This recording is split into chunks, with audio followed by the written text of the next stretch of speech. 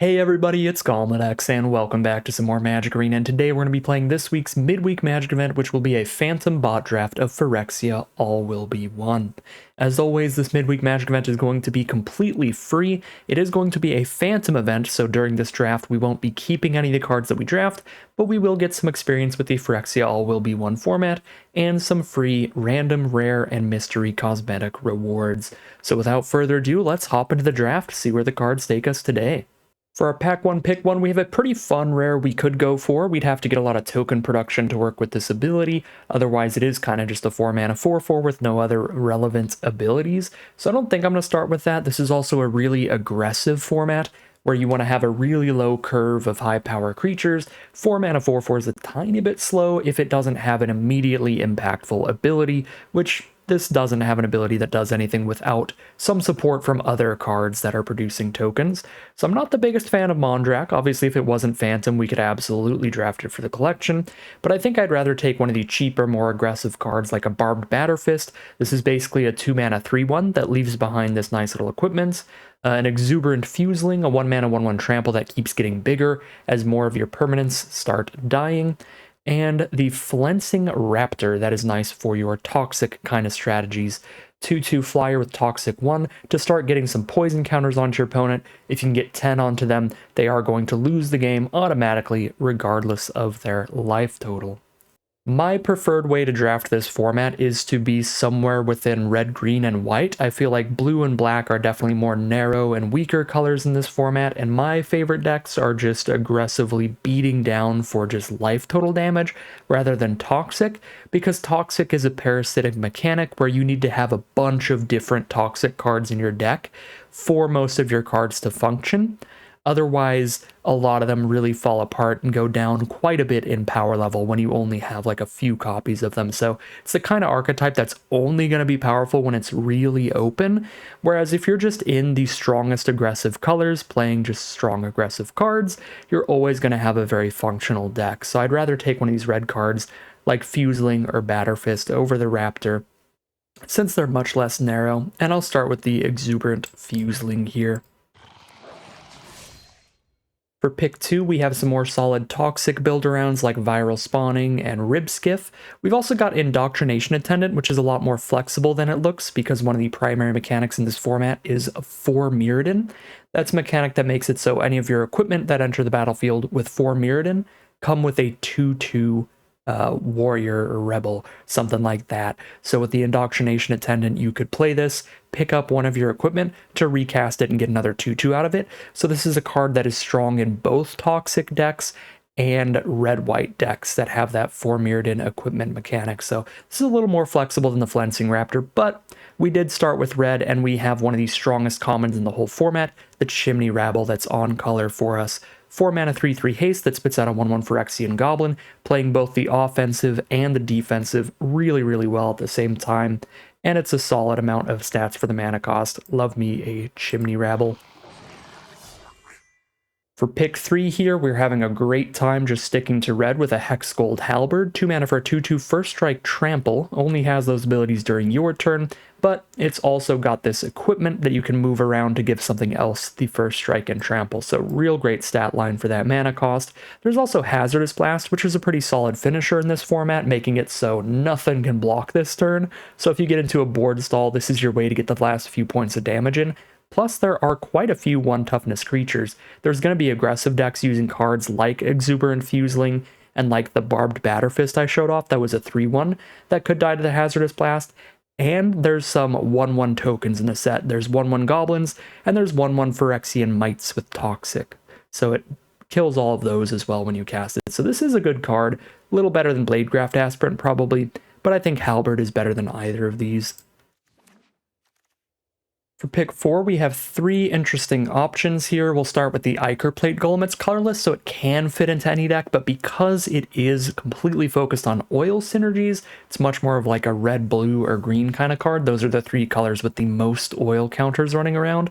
Now, we are in red, so we could find some cards to work with this, like an Exuberant Fuseling, but you need quite a few to justify the kind of 3-mana 2/3 stat line, so I'm not massively high on the Ichor Plate Golem here, but we could absolutely end up in like red-green, which is the strongest oil counter archetype, where this could be pretty great. There's Hazardous Blast again for another finisher, and then for the third option that I think I'm going to go with, that's the most interesting to me, it's actually Tamiyo's Immobilizer here. This is kind of an Icy Manipulator sort of effect, where you are tapping your opponent's best threat every single turn. So it's kind of like a removal spell that you get to move around to whatever is the most important. Like, if you play this turn 4, they have one pretty good blocker up, you tap that down to get your damage in. Then if they play a bigger, scarier creature, you can start tapping that down for a while. So this only works for 4 turns, but the format's aggressive enough that even if you don't have a way to proliferate and get more oil counters onto it, often that is going to work long enough to win you the game. The one issue with this is it is in blue, which is arguably the weakest color in the format, but my favorite way to play blue in this format, my favorite way to actually find some use out of those weaker cards is to play the artifact-themed synergies. There are some pretty decent aggressive blue artifact cards like Eye of Malcator that will turn into a 4/4 for only 3 mana. So if you're in a secondary color that has a bunch of artifact permanents, to go along with the blue artifact synergies, you can actually play a pretty nice aggressive deck out of blue as well, and I think red should have a decent amount of artifacts off of mainly the equipment like Hexgold Halberd, so I think blue-red artifact beatdown could be a place to be, and I just think Tamiyo's Immobilizer is the strongest card in this pack, so it's a little speculative here, but maybe we can end up in the powerful blue-red artifact deck. One thing I do want to mention just to show off how aggressive this format is that Prophetic Prism is a card that's pretty valuable in a lot of formats, helping you splash in things, find some off-color bombs and stuff like that, but this format is just too quick to really have some great use out of a 2-mana artifact that doesn't really impact the board in any way in terms of attacks and blocks, so Prophetic Prism actually a very low pick in this format, sadly. Pick number 5, we've got a real solid time sticking to red again with Barbed Batterfist. 2 mana for a 3/1, and you move that equipment around later. We also got Anoint with Affliction as the second best card in this pack, maybe the best card if you don't account for the color, but since we are 3 cards deep into red, Batterfist is definitely the better pick for us. Edifice is also pretty nice out of the black. Again, there's a decent amount of 1 toughness creatures, and if you can kill one of those when this hits the board, it's a nice little 2-for-1, so pretty solid pack there, but we're happy to take the Batterfist. We get a pick 6 Chimney Rabble, which would be pretty late in a player draft, but who knows how the bots draft. That is an excellent pickup for us, and we are happy to take it. Pick number 7, we've got that Hazardous Blast finisher here that I'll probably take. Gitaxian Raptor is a perfectly serviceable card. I think it's the best at playing the defensive, because then you can get multiple uses out of the oil counters. If you're trying to be aggressive with this, you get like 1/4 damage swinging with it, and then it just sits there as a 1/4 forever. But if you're being defensive, it's a pretty big body, which is nice. So I don't think it's going to fit super well into a blue-red deck.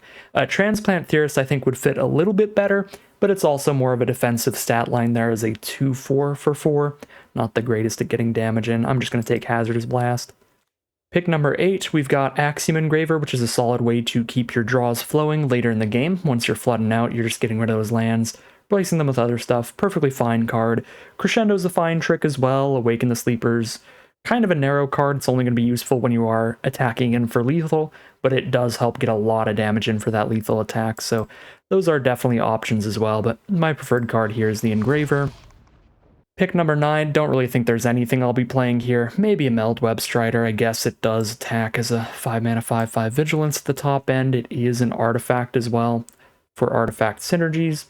For pick 10, nothing I'm super excited about here. Experimental Augury could be fine for the Proliferate. Get another oil counter onto Immobilizer. Rustifying Cultivator could be a fine speculation towards green, because the green-red archetype in the format is about having a bunch of permanents on the board with oil counters on them. And this can ramp into your giant green threats as well. I think I'd rather just speculate on the Cultivator. And again, just because of the speed of the format, tap lands like Terramorphic Expanse, not the greatest unless you are trying to splash in a 3rd color. I wouldn't really run this in most 2-color decks in this set.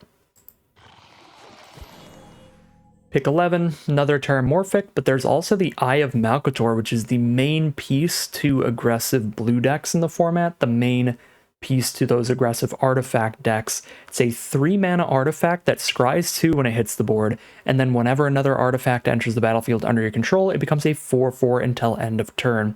So if you built your deck correctly and you are scrying into more artifacts to slam onto the board, then this is kind of like a 3-mana 4/4 on the aggressive, so that can get a lot of damage in pretty quickly.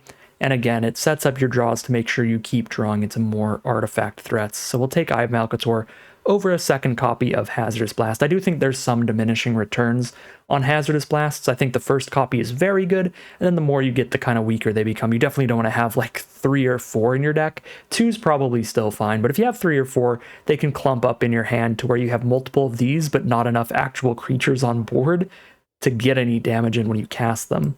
So definitely not the kind of card you want to draw multiples of in the same hand.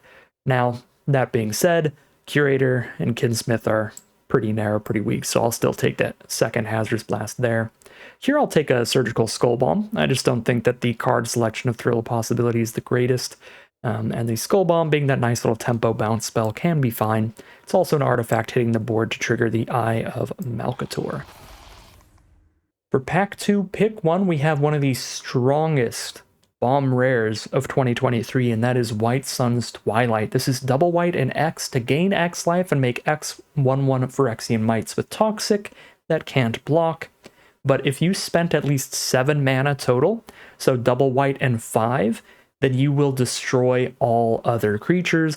So this is a board wipe that establishes enough of a threat on your board with this army of mites to just finish your opponent off after you've wiped everything off the board. Completely absurd card, really hard to lose after you cast this for 7 mana. Now you do have to make it to 7 mana, which is slightly more difficult in this format than others, but it's still a completely egregiously powerful card and a really, really strong reason to just kind of drop this blue backup plan and move to red-white here for just raw, pure power. And that is what we're going to do here. And part of what makes me open to this white pivot, it's not just the pure power of the White Sun's Twilight, but a lot of our blue cards are much more filler cards we'd like to cut, like Meldweb Strider and Meldweb Curator, and to an extent the Skull Bomb. So for powerful reasons to be in blue, we really just have 1 Eye of Malcator, 1 Immobilizer, versus all these reasons to be in red. So the pivot to red-white is really not that difficult. So when we see something as powerful as White Sun's Twilight, it's pretty easy to justify here.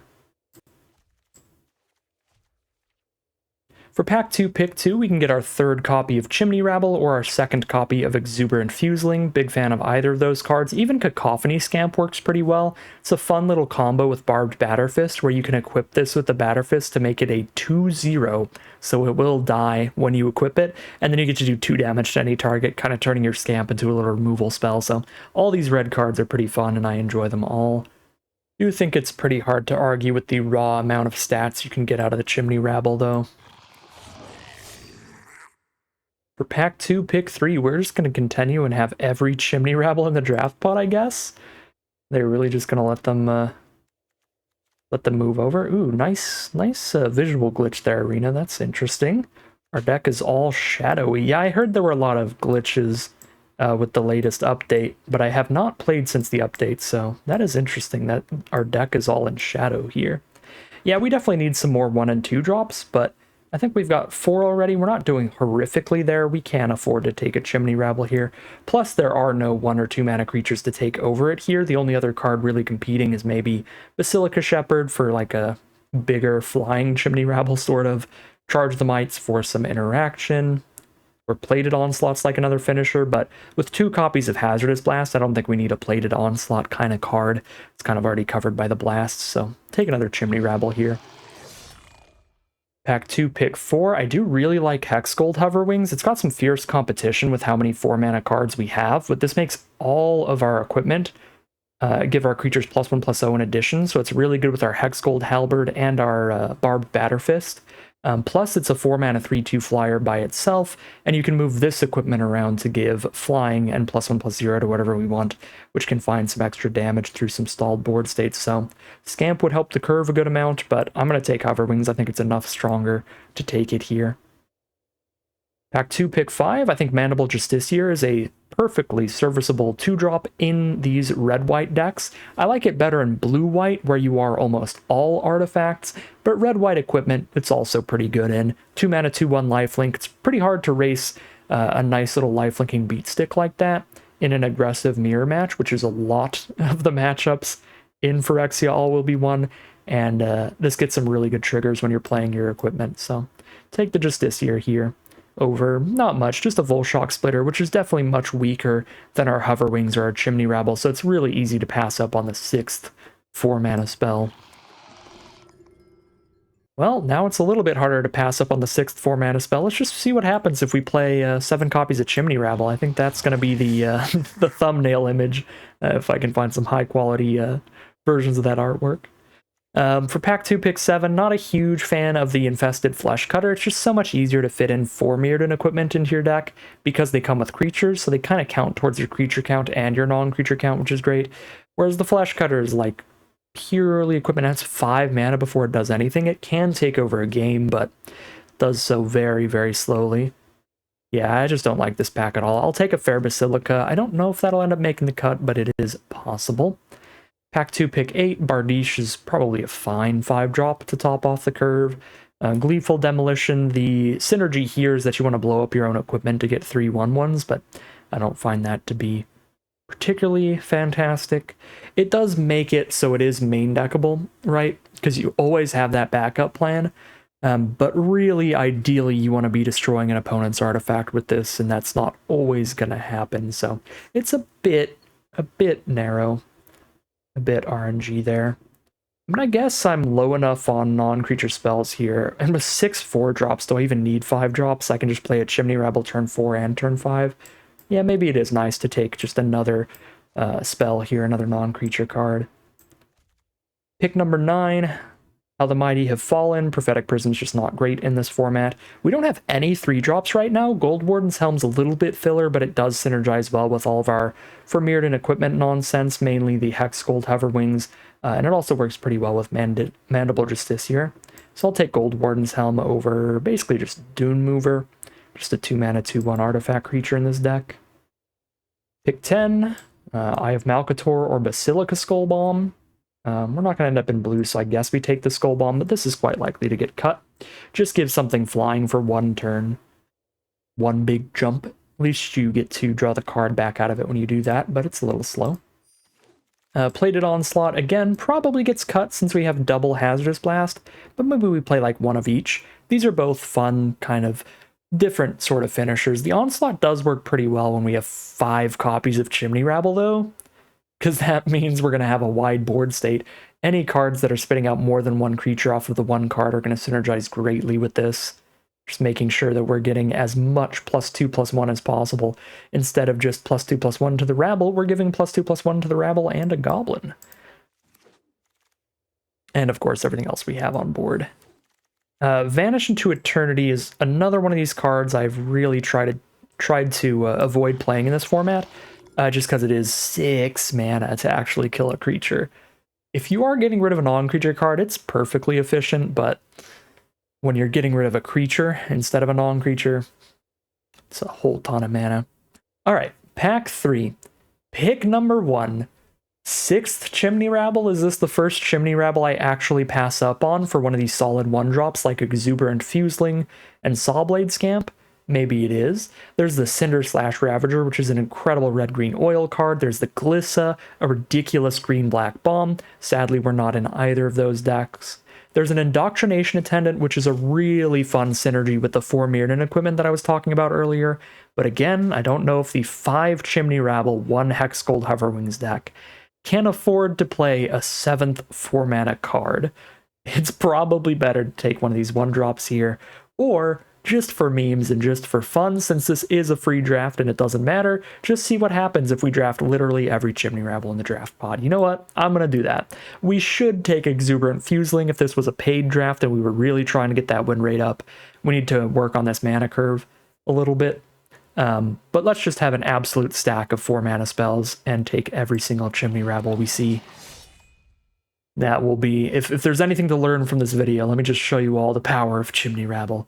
Although again, 6 copies, we're going to have them clumped up in our hand. Maybe some games we don't make it to 4 mana and we're going to have some issues there, but we'll see. We'll see. I'm pretty low on Magmatic Sprinter because you have to keep recasting it. So unless you have insane oil synergies, I really don't like that card. Centurion as well. You need a bunch of oil on this before it does anything. And until then, it's just not the greatest body for the mana cost. So I'll take a Charge of the Mites here for some filler removal because we don't really have any interaction.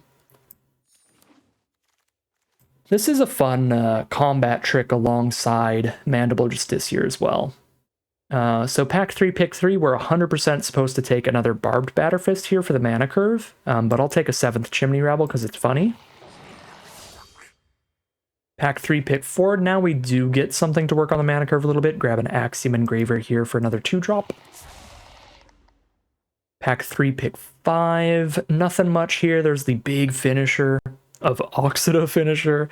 There's the Bladegraft Aspirant, which can get our Mirrodin equipment out a little cheaper, or there's the card I'm going to pick, which is the Cacophony Scamp. Again, really fun with equipment in general, where you're buffing up this power, so when it dies, you're doing even more damage, but super, super fun with Batterfist, because then anytime you need to, you just spend 1 mana, sack that, deal 2 to whatever you need, so fun combos for the Cacophony Scamp in this deck. Pack 3, pick 6, Free from Flesh is actually quite a good combat trick if you're targeting an Exuberant Fuseling.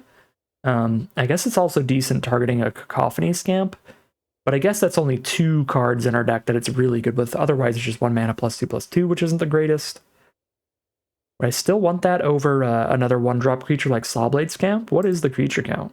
13 creatures, but we've got 1, 2, 3, 4, 5 for Mirrodin equipment. So we have 18 creatures right now, which is definitely enough.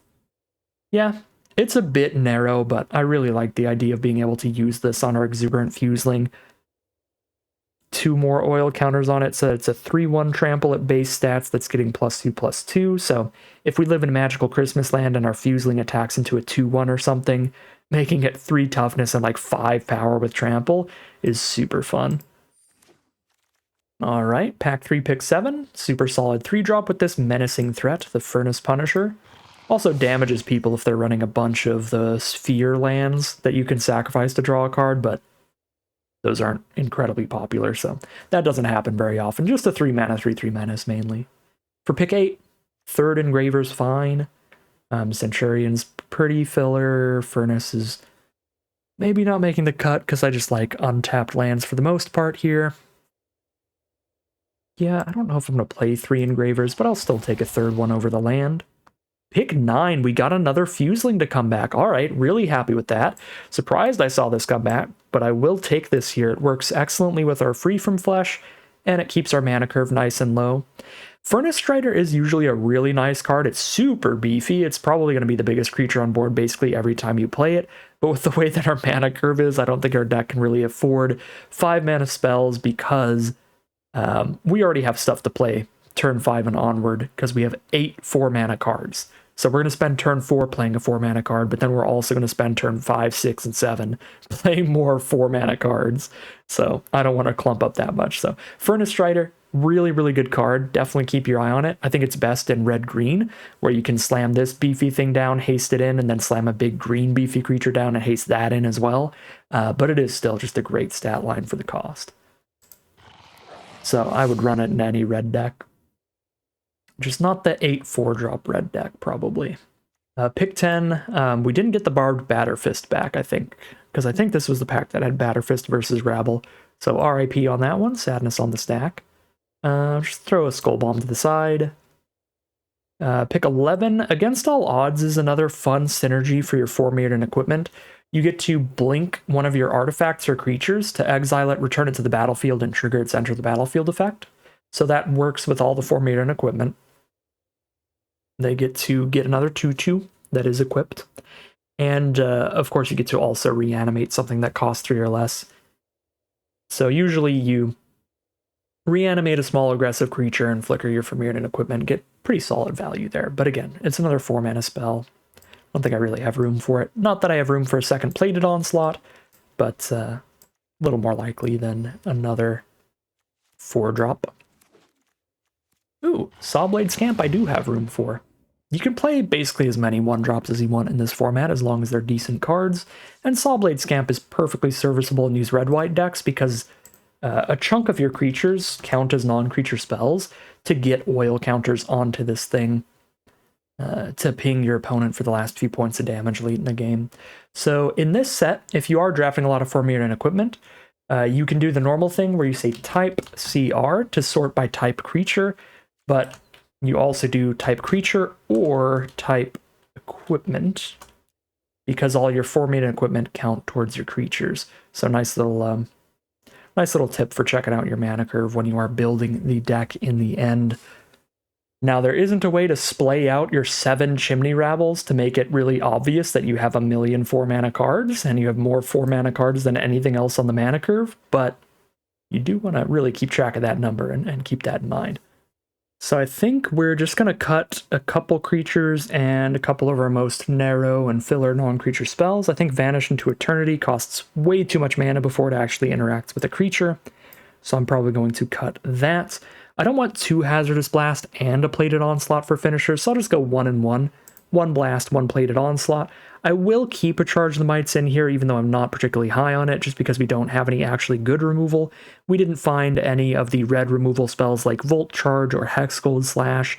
We didn't find any of the white removal spells, like the Pacifism in the format, the 2-mana enchanted creature it can't block. So we're really low on interaction, so I will keep 1 Charge the Mites in here, alongside a couple combat tricks, Free from Flesh and Plated Onslaught. I will drop Basilica Skull Bomb because it's pretty slow, and Gleeful Demolition because it's pretty narrow, although this is real good against like blue-white artifacts. So we'll drop those and have these 5 non-creature spells, and then just cut a few creatures here. Probably some Axiom Engravers. Don't know if we need 3 of these, so I'll cut 1 of those at least. And realistically speaking, again, mana curve-wise, we should just cut like 2 Chimney Rabbles and just have 5 and a Hover Wings or something. Maybe even cut 3 of these, honestly. But I'm not going to do that because it's so much funnier to play 7 Chimney Rabbles. So I'm going to keep them all in here. I guess that means I cut another Engraver and maybe a land, but I do have a 7-mana Bomb, and I need to make it to 4 mana on turn 4 as often as possible. Yeah, no, I don't think we can cut a land in here. It looks like we can, but that's because the Chimney Rebels aren't splayed out to be, drooping all the way down here with the number of 4 drops that we have. I suppose I'll just cut one of the Gold Warden's Helms, and then we will call it a deck here. Alright, here's a look at our final deck list for today. We're on a red-white 4 Mirrodin Equipment aggro deck. With this archetype and many of the archetypes in the Phyrexia All Will Be One format, we're just going to be curving out with a nice aggressive curve of creatures to get a bunch of damage in as quickly as possible. So we've got tons of 1-mana creatures, a good amount of 2-mana creatures as well. One thing that's a little awkward about this deck that we did just because it's funny is that we do have a gigantic clump of 4-mana creatures, but all 7 of these Chimney Rabbles do have haste to immediately chip in for damage as well, so they do also help get a bunch of damage in. And when we have 7 copies of Chimney Rabble, that means we are going to often have a very wide board state with a lot of creatures to push in for extra damage. So by using a Hazardous Blast and shutting off all our opponent's blockers for a turn, we can probably finish our opponent off.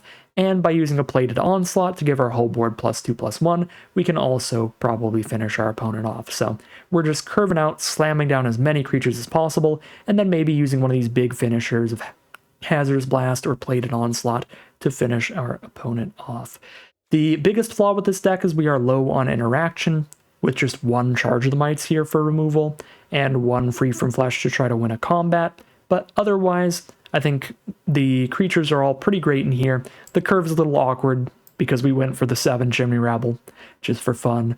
And then the only other thing that's slightly awkward is we do have a 7-drop in the deck with White Sun's Twilight, but it pays off for the awkwardness of the mana curve just by being completely unbeatable if we draw it with 7 mana. So we are keeping that White Sun's Twilight in the deck just for raw power.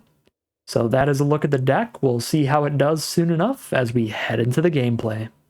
Here we are on the play for game 1 with a perfectly solid 1-drop, 2-drop, 3-drop curve to push in for damage quickly.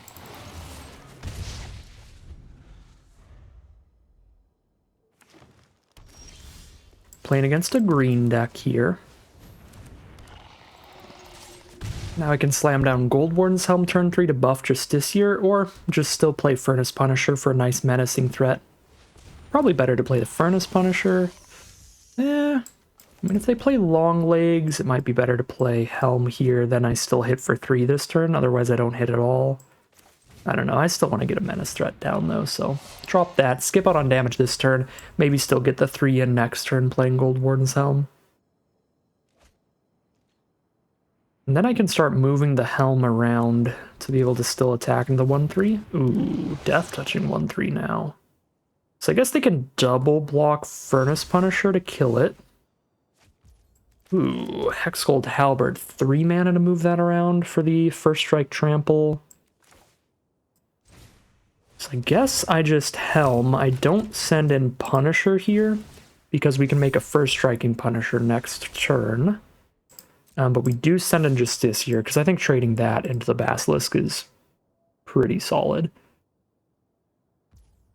And they have to double block to trade. If they don't block, we hit in for 3, and if they single block, or they don't have to double block. They have to specifically block with Basilisk is what I mean. They don't have to throw the long legs in there. Or they can't trade the long legs to the Justiciar.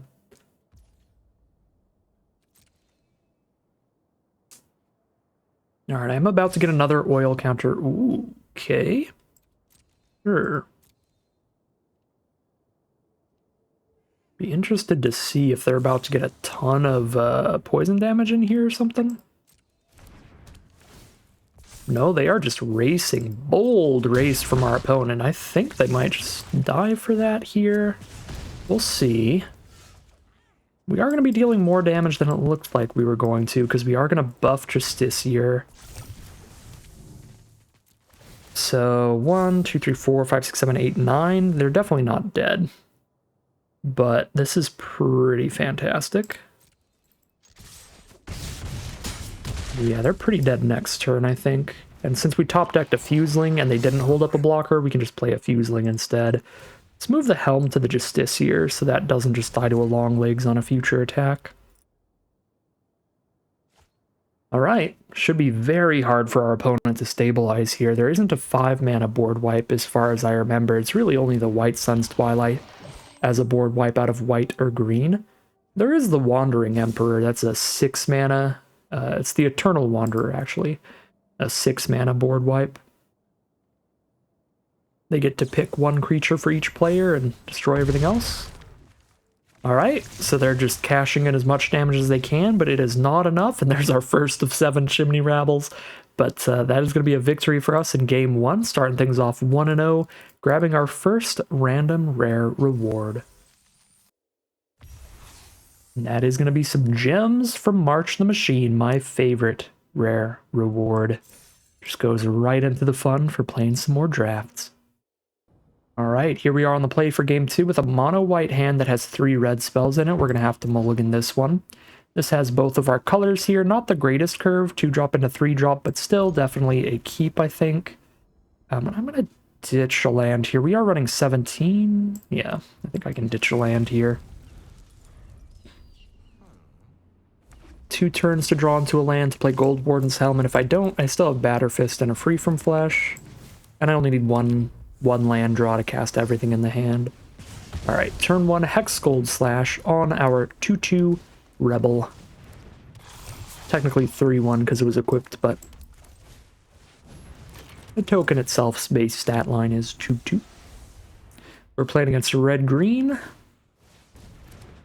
They've got an Engraver, a Batter Fist here, tap land of the Autonomous Furnaces to play.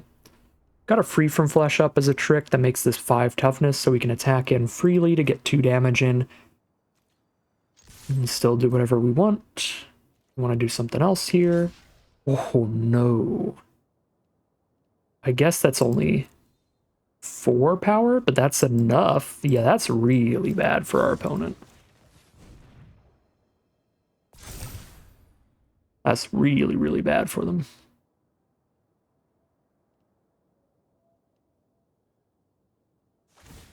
We get to kill both their creatures and keep our 4/5 on board. That was an excellent turn for us because I still have the mana for Halberd post Free From Flesh.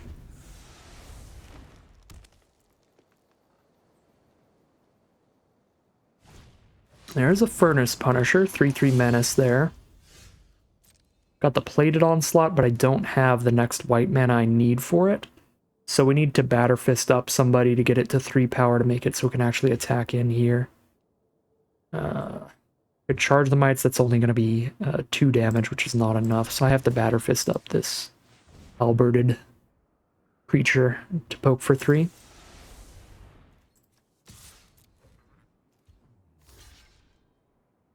They got their own 1-mana trick. What's the 1 green mana trick? Tyvar Stand. Okay, I was going to say, I don't think there was a common that they could even have here. Alright, well that honestly wasn't that bad for us either. That's a premium protection spell that was spent on just one of our 2/2 tokens. Cacophony Scamp is the next play, alongside a Kuldotha Cackler. Uh-oh. We do need to draw our 4th mana now that we're hitting the Rabble Clump. So I guess we can charge the Mites here, or we can just put the Halberd on. At this point, I'm taking too much damage on the Crackback, really, but I can't really hold back this 3/2 as a particularly good blocker. Yeah, it doesn't really block anything anyway. I guess it trades into Cackler on blocks. 3 for 5, 6 damage to me. Yeah, this is bad. If we don't top deck the land for Chimney Rabble, we're just dead. But if we do hit the 4th land, I don't think they're going to be able to get through a gigantic clump of Chimney Rabbles, even with the card as beefy as a Lattice Blade Mantis. This attacks as a 5/4 and untaps itself. Their last card being Lattice Blade Mantis does mean that the Kuldotha Cackler gets to get in for extra damage here too. Alright, our trade Scamp for our 3/2, but they did it pre-combat, so we do get 1 point of life gain there, basically, since they did that. Uh-oh. Well, that's definitely a way to lose a game. I think we're dead. 5, 6, 7, 8, 9, 10, 11. Yep, we're dead on board, just hitting the 4-drop clump without the 4th mana. So maybe ditching Charge the Mites or Plated Onslaught for to keep our 3rd land would have won us this game. Yeah, in hindsight, it definitely would have. If we made it to 4 mana, we had double Chimney Rabble. They couldn't break through 2 3/3s and 2 more 1/1s on the board. And then, you know, we go for all these trades on blocks, and then we move these equipment onto our 1/1s, beef up literally anything. Even a 1/1 with all this equipment on it becomes pretty reasonably scary. It becomes a 2/1 first strike trample on attacks. I guess that's not the biggest thing ever, but still, regardless. If we kept the land, I think that could have been definitely a winning game there, unfortunately. But we didn't have any 4-mana cards in our hand. Maybe that was one where we should have kept the land and just thinking that we have 8 4-mana cards in the deck. Alright, here we are on the play. Now we've got an Engraver into some Chimney Rabbles. No white source for Charge the Mites, but the card's pretty bad, so I don't really mind not getting to cast it. It's not going to do much until we have a really wide board state, and we're not going to have a really wide board state until after we've resolved some Rabbles anyway.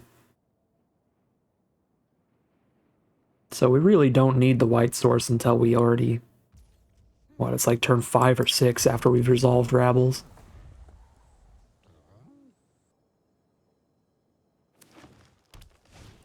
Playing against a green deck, turn 1 Dross Skull Bomb. The deck plan is in motion. The Chimney Rabbles are aligned. We are ready to deploy. I've got the Engraver to discard this Charge of the Mites to look for another land if I don't top deck 1 next turn. Alright, they're going to filter their Skull Bomb, just crack it, draw a card. We found land number 4.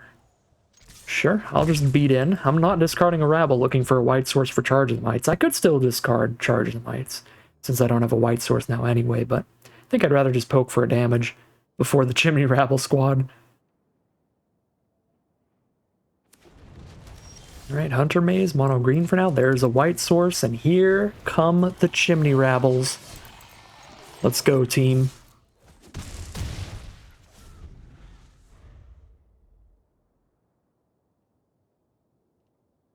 So green-black is one of the toxic-focused archetypes trying to poison you out with 10 poison counters. All of the different toxic archetypes are trying to kill you in a different way. The blue-black toxic archetype is about getting a poison counter or 2 on your opponent with some early toxic creatures and then proliferating a bunch. The green-white is full of ways to buff your toxic creatures, so it gives your creatures buffs for having the ability toxic. So that deck actually often just wins with regular combat damage anyway, which is kind of weird, kind of interesting. Rather charge the mites than play a Chimney Rabble here. Not really. I'll just trade a Chimney Rabble into a Basilisk. Get it out of the way. Or they can just kill a 1/1 here for free.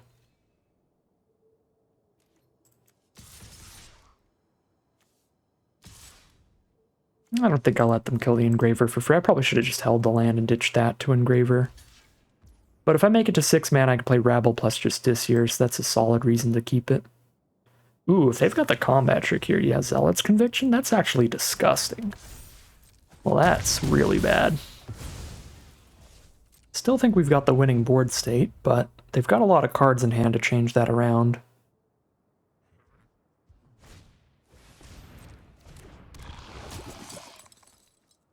So now, even if I hit the 6th mana, I don't really want to play Chimney Rebel Justiciar. I gotta get this 2/4 Basilisk out of the way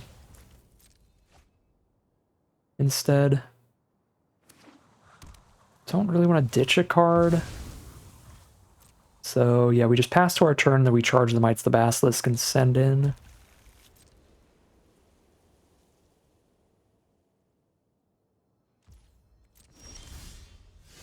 Okay, that's a pretty good draw. Make sure I can play something while charge the Mites in here.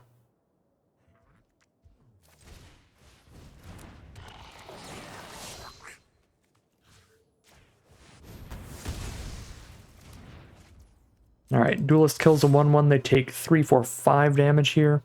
Go to 6.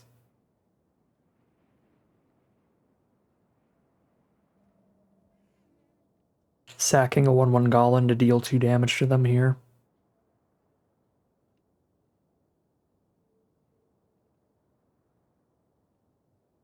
So otherwise, we're just attacking with Chimney Rabble, because if I send in Rabble and Engraver, they just block the Engraver and don't lose a creature. And then they don't take any extra damage. But if I attack in with everybody, they do get to kill a goblin, but I do deal 2 more damage to them. Which I think is worth it. Run! Pretty terrifying, but I think they're far enough behind that we're good. Right? Block here, take 1, 2, 3, 4, 5. They aren't quite dead yet, actually. Because they can block both the Chimney Rabbles, but they are very close to dead, and they only have 1 creature left on board after this. Because I think they have to chump block a Chimney Rabble. If they just block 1 Rabble and a 1/1, they take 1, 2, 3, 4, 5, 6 damage because the Scamp kills them when it dies. So if they block it, it'll shoot them for 1 damage, and if they don't block it, I can sacrifice it and shoot them for 1 more damage. So the only legal block for them here is, well, legal. The only surviving block here is double Chimney Rabble. But they do not block that way in, so the Cacophony Scamp will finish off the game. We are now 2-1, grabbing our 2nd random rare reward. That is going to be some more gems from Dominar United. Do not mind that.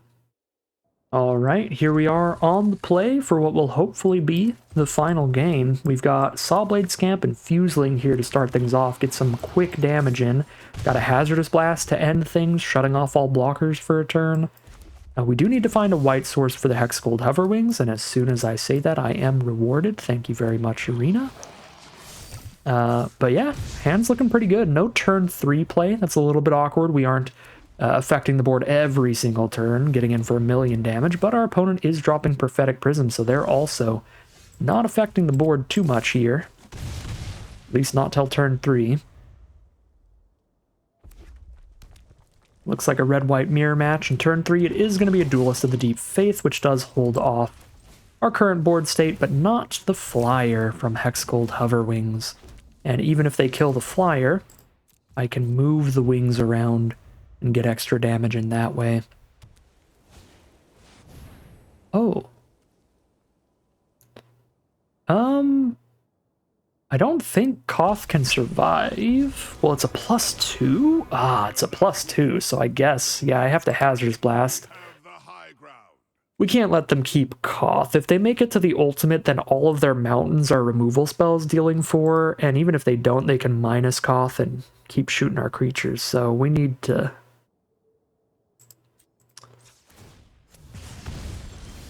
We need to kill Koth here, which I guess even Hazardous Blast doesn't kill Koth since the Scamp couldn't target Koth. It's 3, 4, 5 damage. I need to do 6. 5 is enough to kill Koth next turn. It's nice. I really just need to deal 4 damage to Koth. As long as I do 4 damage to Koth, we should be fine. So... if I attack with everybody, let the Duelist kill the Fuseling that'll get there, or if I Hazardous Blast.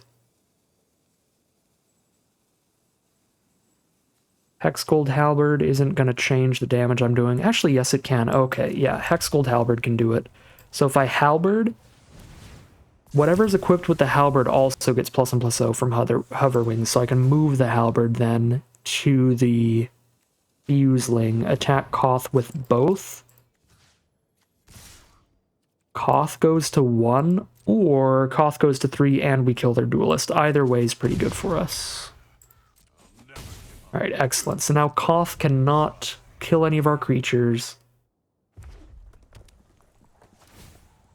They just get another mountain. And we can definitely finish off Koth next turn by putting a Hexgold Hover Wings onto something, or if they don't kill my currently Hover Wings creature, we can just attack them with that one. Send in the Duelist, you got it. That is aggressive. But I guess the Enforce is already holding all the ground creatures off, regardless.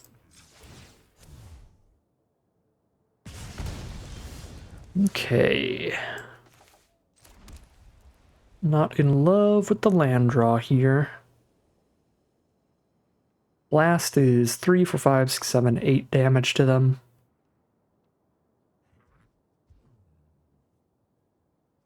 Not quite there.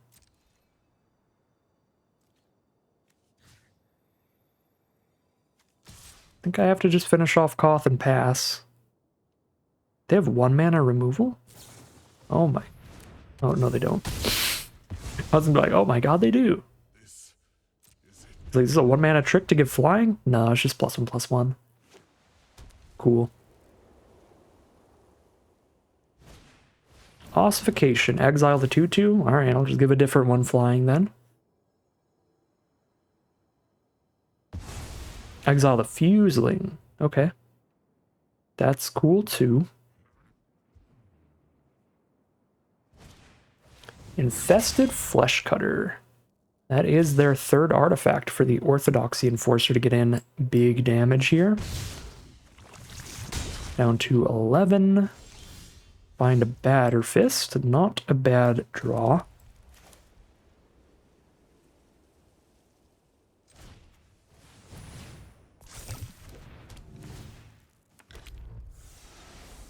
Creatures you control that are equipped get +1/+0. So if I put multiple creatures on the same creature, it's not going to get a double buff. Or if I put multiple equipment on the same creature, it's not going to get a double buff. So I can't make any of my ground troops a 5/5. Or just 5 power in general. So I guess we just poke for 4 in the sky.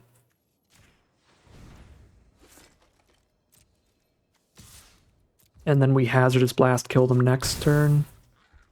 Yeah, they're dead to Hazardous Blast if they don't interact with our board. I should equip some stuff. Just while I got time. While I got mana that I'm not using on anything else here. Cool. Alright, well, we've got a dream. And that dream is to just Hazardous Blast into lethal. We need them to not kill any of our creatures, basically. They can play as many creatures as they want here, as long as they don't kill us, and they don't kill our creatures. Currently they're attacking for 7 on board, 9 if they equip, which is not lethal. So, as long as they don't lethal us, and they don't kill any of our creatures, we've got this game in the bag. 7. If they have 2/2/2/2, spells, they kill me. 4, 5, 6, 7, 8, 9, 10. I guess I lethal them even if I block here. That's still 10 on the crackback, so I will block to make sure that even if they have 2+2/+2 combat tricks in hand, like a Free From Flesh and something else, we still survive this attack.